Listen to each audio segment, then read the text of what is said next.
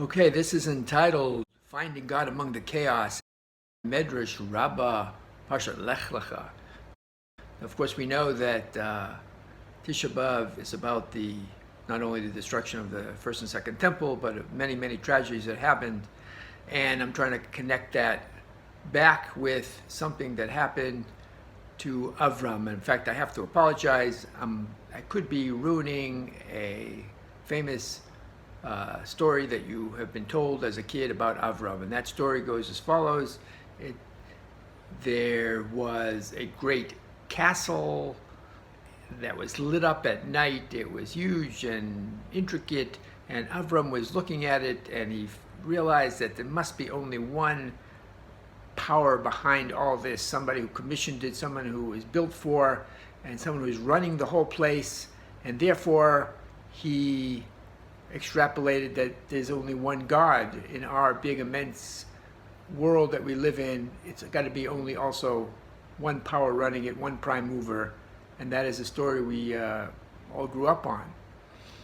So the funny thing about the story is that it appears in, as I said, Midrash, Rabbah, and Lecha, but some people don't read it that way. It really all revolves around the word, Lech, which can either mean to light up, or it could mean on fire, to burn, and also whether it's read as a statement or a question. So let me give you another way of reading the same exact story, and that is that Avram Avinu was looking at this great immense palace that it was on fire at night. It was being engulfed by flames, and Avram thought to himself, surely there's no person who cares about this. There's nobody in charge of this palace who would let it burn down like that.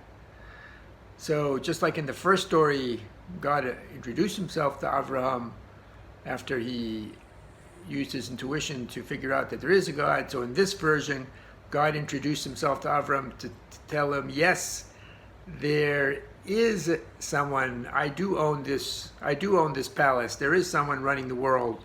And even though it looks chaotic, you have to understand it's all purposeful. It's all for a reason. Now, what was throwing Avram off?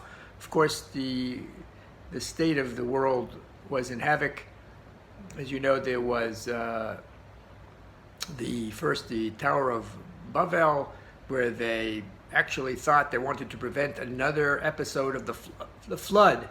So they thought maybe this is just a big plumbing problem. So they built this big tower, and they went up there to fix the problem. And while they're up there, they thought they would fight with God and prevent another flood. And of course, the consequence for this was that they no longer all spoke one language. They were all unified under one language, and God split that language into 70 languages. This is my brother's life work, by the way, because that original language he calls Edenics, what was spoken in the Garden of Eden. It was Hebrew, and he proves that all languages start with Hebrew. In any case,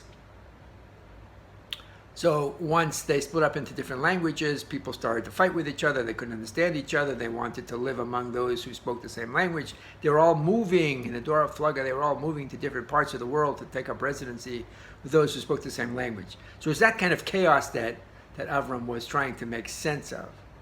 And you have to understand, chaos is something that's hard to find God in that state. I mean, think of a Jew in 1943. Not only was it disheartening and that the whole world was at war with each other, but imagine, what was going on with Jews who's, were being slaughtered with impunity. So how, among that chaos, how do you see God's role?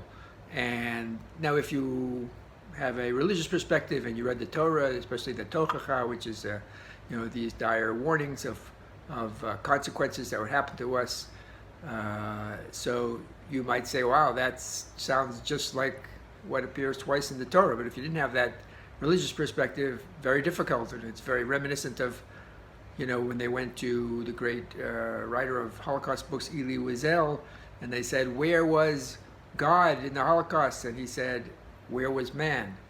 So getting back to our main issue, we have two different readings of this same parable. One connotes that Avram was discovering God, and God introduced himself. The other one was that Avram did not know how to make sense of it. It seemed like God was absent, and then God had to introduce himself. So how do you make sense of this? In Midrash, unlike other parts of the Torah, let's say in the Talmud, if there's a contradiction, so there's two opinions, that's just the way it is. But in Midrash, we often find that two opinions means they are both true, and you have to reconcile them. So along comes a brilliant commentator, Isha Nechalim, and he weaves them together, and it really makes sense and teaches us very important lessons. So he says, of course, Avram discovered God through his own intuition long before this, but when he encountered this havoc of the time that he was living in, so his intuition sort of didn't work anymore. He figured, okay, perhaps God doesn't always rule. Perhaps God sometimes lets things go by chance, lets natural forces of man go at each other's throats and steps back. So that's why God had to introduce himself, and he said, no, this is all purposeful. This is all for a reason.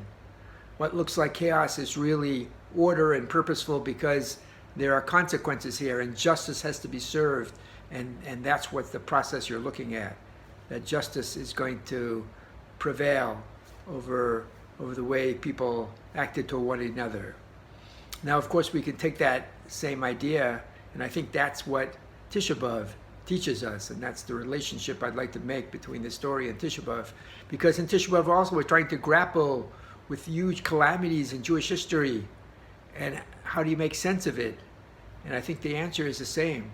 You have to step back and say, it looks chaotic, but God is in control, and it's all for a reason. In fact, we even use the term Hester Panim, that God almost hides his face at this time, but it doesn't mean that God is letting go of control of the world. There are terrible consequences for what we did, and we have to live through these consequences in order to serve a just world, in order to repair the relationship with God, in order to bring our final redemption. It's hard to understand, and it's hard to process.